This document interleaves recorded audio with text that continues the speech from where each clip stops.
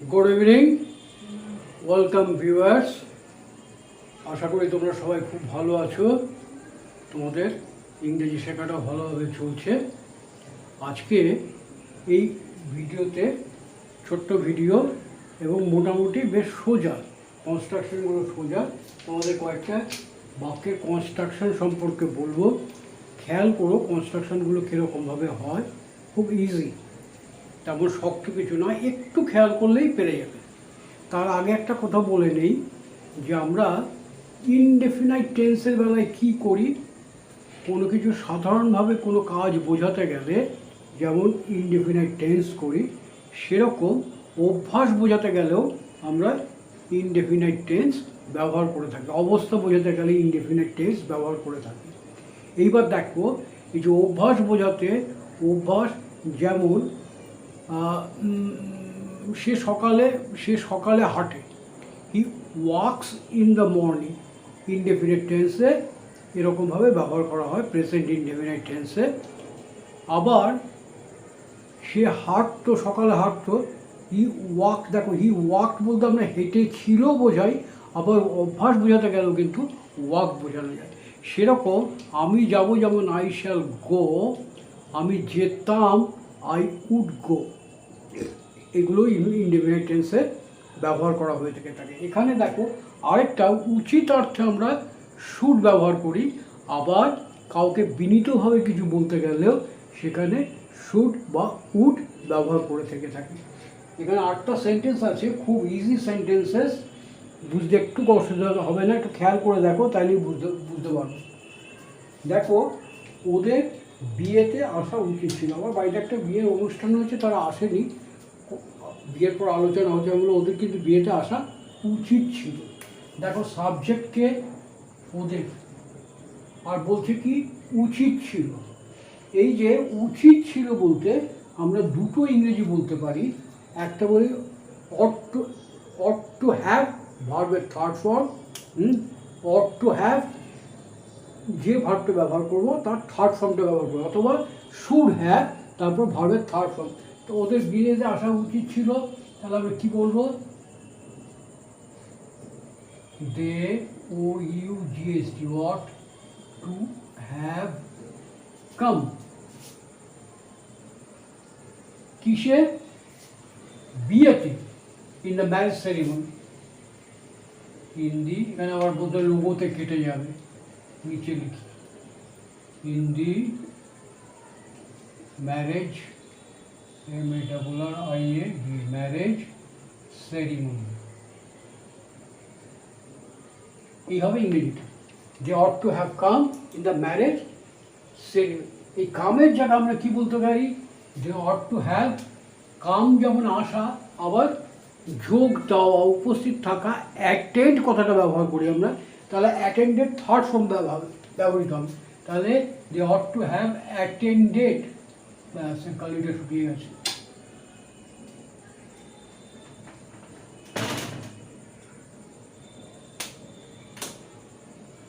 ought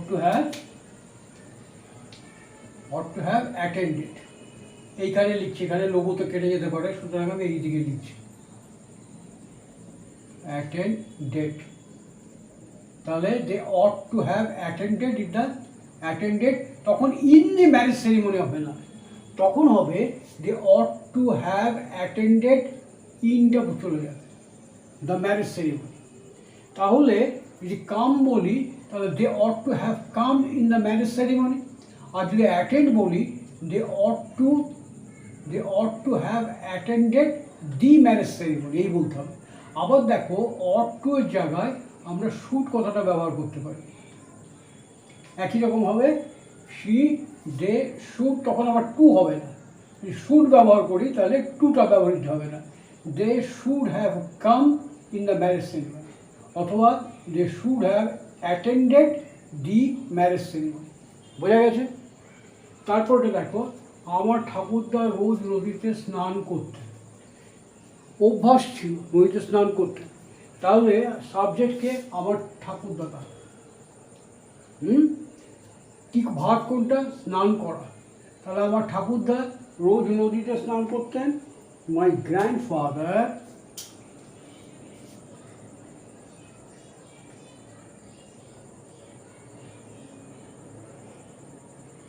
এখানে দেখো would ব্যবহার হয়েছে, অতীতের ঘটনা, সেই জন্য উইলের পাস্ট টেন্স উড ব্যবহার হয়েছে, এখানে অভ্যাস বা আছে। তাহলে my grandfather would bathe, BATHE। দেখো এখানে একটা জিনিস খেয়াল রেখো, বেদ মানে হচ্ছে স্নান করা, ভাত, আর বাথ মানে হচ্ছে স্নান, সেটা নাউন, সেখানে BATH হয়, বেদ এটা ভাত। তাহলে my grandfather would bathe in the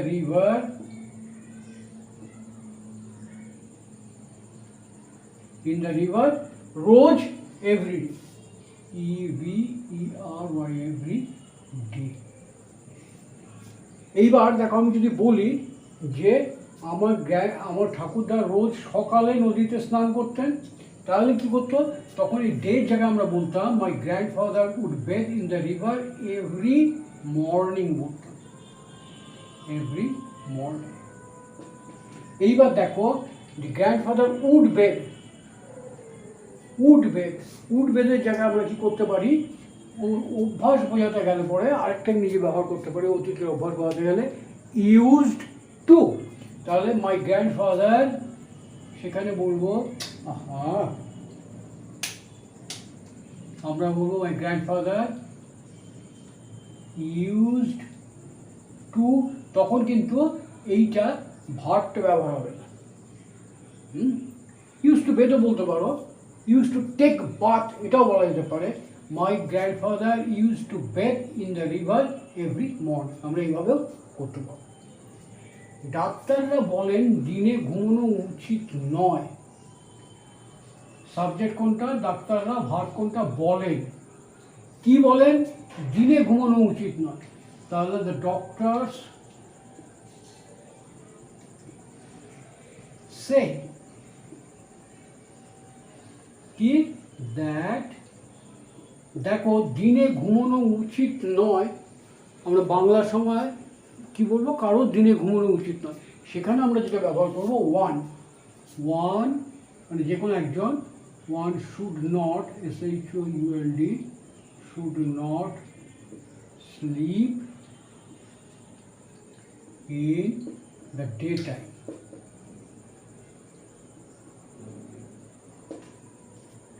তাহলে doctor say that one should not sleep in the day time, একজনের দিনে ঘুমানো উচিত নয়। দেখো এটাকে আমরা অন্যরকম ভাবে বলতে পারি, ঘুমানো উচিত নয় মানে ঘুমানোর অভ্যাসটা ছাড়া উচিত, আমরা বলতে পারি doctor say that one should refrain, রিফ্রেইনের আগে তোমাদের শিখেছিলাম বিরত থাকা, one should refrain from, refrain বলেছি, তাহলে স্লিপের জায়গায় কি হবে, জিরান ফর্ম হবে, refrain from sleeping in the day, অথবা ডে টাইম বা ডিউরিং ডে টাইম, এরকমভাবে বলা যেতে পারে। তাহলে doctor says one should refrain from sleeping in the day, বোঝা গেল। তারপর দেখো এই যে সেই জায়গায় কি করতে পারি, আরেকটা সেই জায়গায় আমরা বলতে পারি অ্যাডভাইস, মানে উপদেশ দেওয়া, তাহলে ডক্টরস অ্যাডভাইস, ADVISE, একটু ওপরে লিখছি, জায়গা হবে না, advice, ADVISE।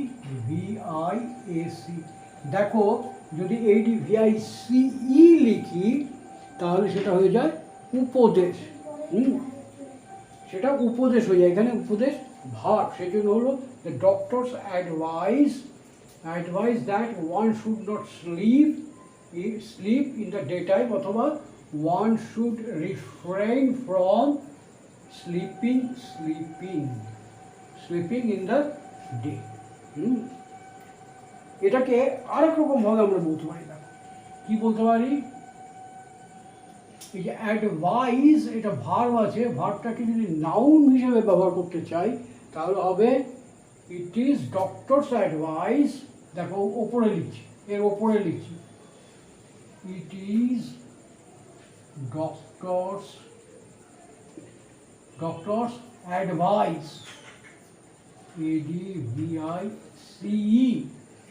Doctors advice not to sleep to sleep in daytime. It is doctor's advice not to sleep in the daytime. In the daytime, এখানে দি হবে একটা, in the daytime, বোঝা গেল? তারপর দেখো, আমার জরিমানা মাফ করলে আমি চিরকৃতজ্ঞ থাকবো।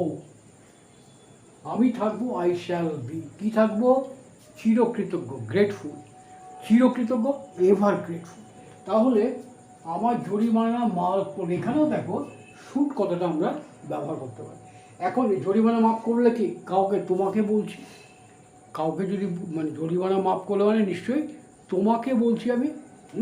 তাহলে should you excuse my fine, should you, মাফ করা ইংরেজি এক্সকিউজ, excuse my fine, বলার সময় থামবো, লেখার সময় কমা দেবো। should you excuse my fine, আমি চিরকৃতজ্ঞ থাকবো, I shall be,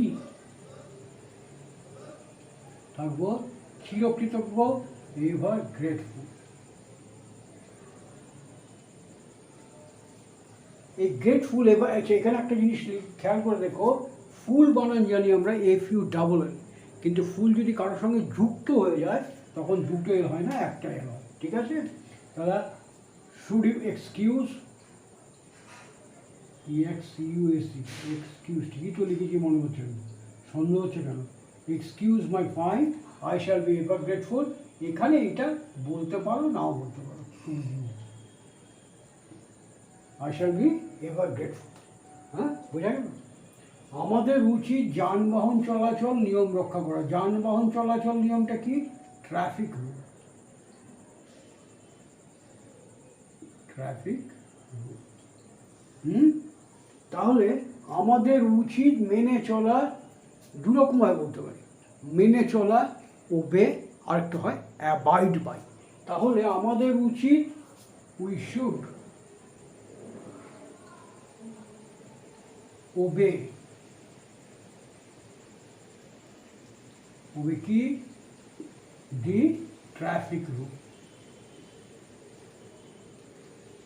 traffic rule তো একটা নয়, অনেকগুলো নিয়ম, তাহলে rules, we should obey the traffic rules, অথবা we should abide by, abide by the traffic rules. বোঝা গেল? পরীক্ষার আগে আমি 12 ঘন্টা পড়তাম, সেইভাবে এখানেও উড ব্যবহার করবো আমরা, উড ব্যবহার করতে হয় বা করা হয়। তাহলে আমি 12 ঘন্টা পড়তাম, আমার অভ্যাস ছিল, অতীতের অভ্যাস, সেই জন্য উড হলো। হ্যাঁ, আই উড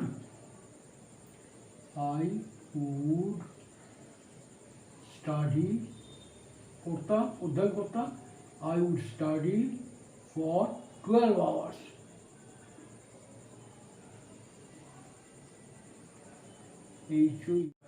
কখন? পরীক্ষার আগে, বিফোর মাই এক্সাম,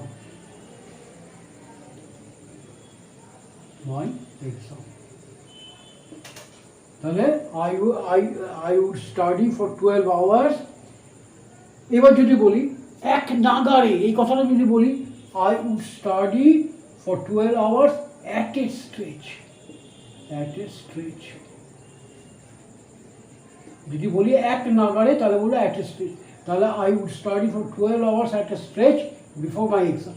এইবার দেখো, আই উড স্টাডি, এই উডের জায়গায় আমরা যেটা ব্যবহার করতে পারি সেটা হচ্ছে I used to, I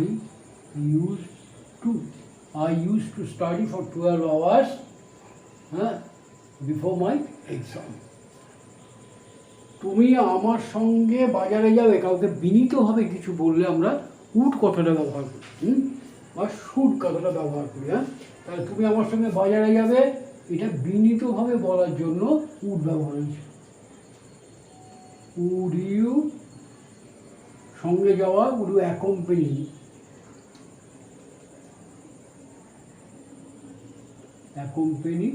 me. তুমি কি আমার সঙ্গে যাবে কোথায়? টু দ্য মার্কেট,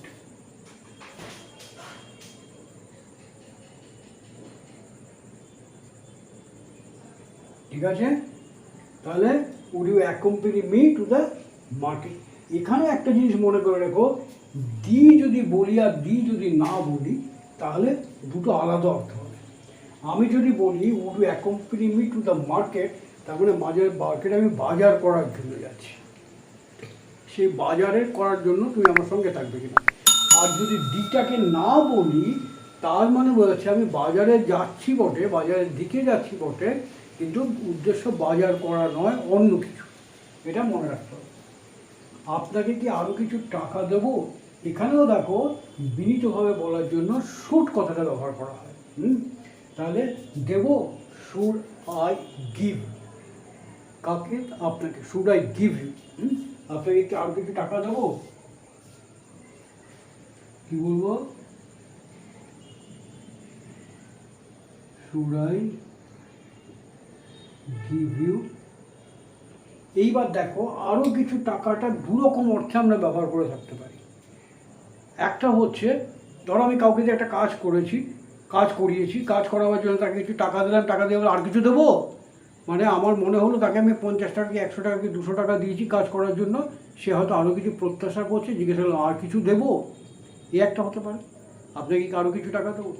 আরেকটা হচ্ছে, তুমি বাইরে কোথাও যাচ্ছ, তোমাকে কিছু টাকা দিয়ে দেওয়া হয়েছে রাহা খরচ অথবা কোনো কাজের জন্য, তারপরে মনে হলো যে আর কিছু টাকা সঙ্গে নিয়ে গেলে বোধহয় ভালো হয়, তখন জিজ্ঞাসা করলো আপনাকে তোমাকে কি আর কিছু টাকা দেবো, সঙ্গে নিয়ে যাবে।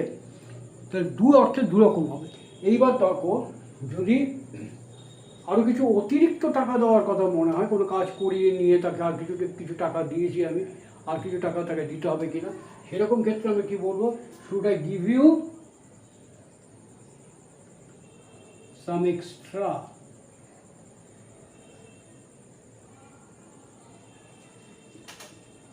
Should I give you some extra money, আপনাকে আর কিছু অতিরিক্ত টাকা দিতে হবে।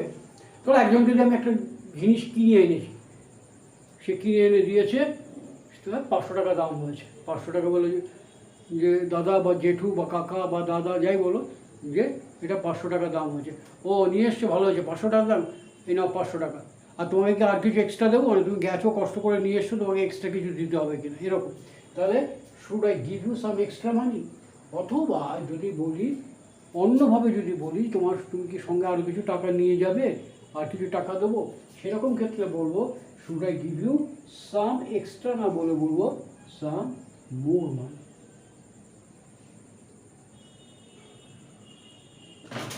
Should I give you some more money. ঠিক আছে, আশা করি বুঝতে পেরেছো। এগুলো একটু প্র্যাকটিস করো, সিমিলার সেন্টেন্স তৈরি করে নাও। কোথাও কোনো যদি এরকম মনে হয় তুমি একটা সেন্টেন্স করতে চাচ্ছ, করতে গিয়ে পেরে উঠছে না, অসুবিধা হচ্ছে, রিমার্ক করো, আমি বলে দেবো। ওকে, বিফোর আই লিভ তোমাদের একটা রিকোয়েস্ট করবো, চ্যানেলটা যদি ভালো লাগে, যারা নতুন আছে এখনও সাবস্ক্রাইব করোনি, তারা প্লিজ চ্যানেলটাকে সাবস্ক্রাইব করো এবং নোটিফিকেশান বেলটা অন করে রেখো, যাতে আরও নতুন নতুন ভিডিও করার সঙ্গে সঙ্গে তোমাদের কাছে পৌঁছে যায়। Okay, thank you very much for watching my TV.